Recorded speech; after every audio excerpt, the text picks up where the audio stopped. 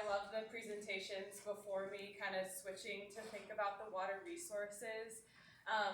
Certainly the district has been a really supportive funding partner for all our work doing that, and Calwood Education Center has really helped pave the way in like putting these practices on the ground and seeing how they work.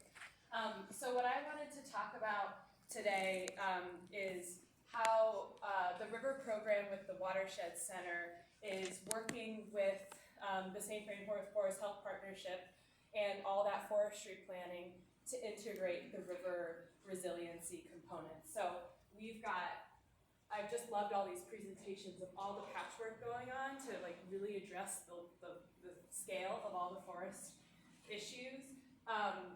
And we want to see, well, how can we integrate the drainages? We have questions about the ephemeral seasonal streams to the main large tributaries, and then of course our main water resources. So our rivers are responding to the impacts of fire.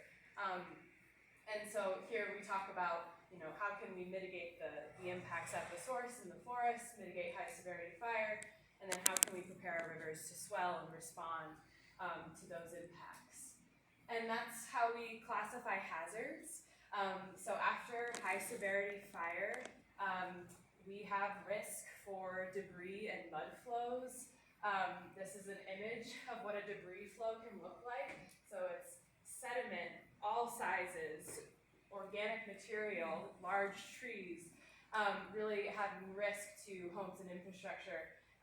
And mapping that across the same geographic area that we're working to implement all this forestry work to prioritize where we should be focusing to boost our rivers and make them more resilient to respond to those inputs.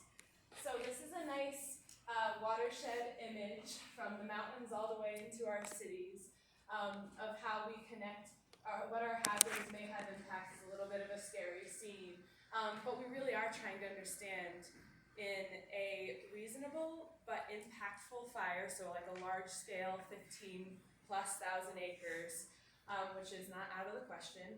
How does that impact our waterways, all these hazards, hill slope erosion, debris, mud flows, water quality degradation, erosion and sedimentation, and flooding?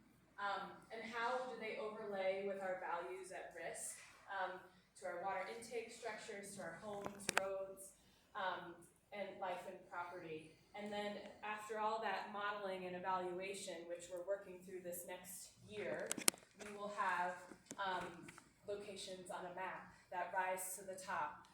Button Rock Preserve, huge water resource for the city of Longmont.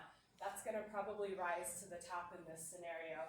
But of course we have all these other things to consider. So we want to know where we can restore and protect. So where do we have high functioning areas too that we want to keep that way to buffer those post-fire impacts. And so we're working alongside all this forestry planning to learn about the drainages and the knowledge of all these local community members to identify opportunities to implement action. And so some of these actions I wanted to highlight that we could incorporate into these forestry planning projects are large wood recruitment, what we call. So we're in your riparian areas, felling trees into the corridor to create complexity. Large wood recruitment is a natural watershed function up here in the mountains.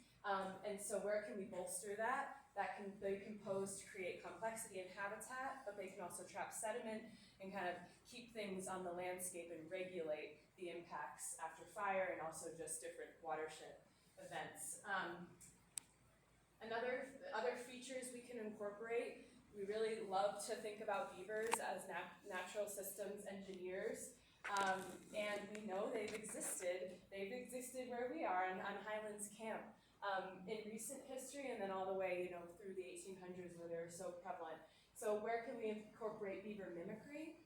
So these are examples that we've implemented of beaver dam analogs, woody structures, creating ponds and pooling just to slow the impacts and really have that watershed regulation process in our river waterways.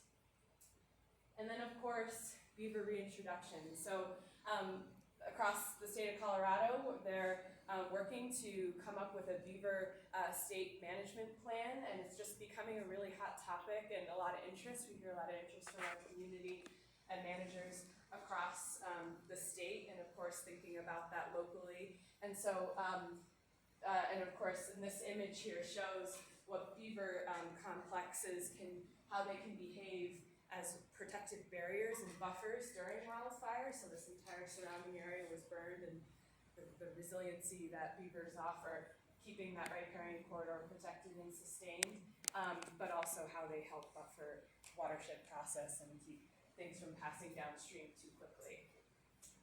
So, the main reason I'm here tonight is to stand at that table and hear from you all your questions and feedback on these types of efforts, your suggestions. We want to learn a little bit more about your properties and interests, and where have beaver existed? Where is there momentum or interest in beaver? Areas where you have knowledge about river corridors and opportunities to either protect or restore them.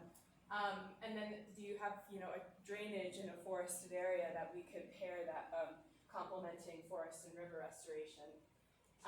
So with that, I'll wrap it up for the night. Kiara will wrap it up for the night, and yeah, please do come find me. Oh, I have one more thing I wanted to say.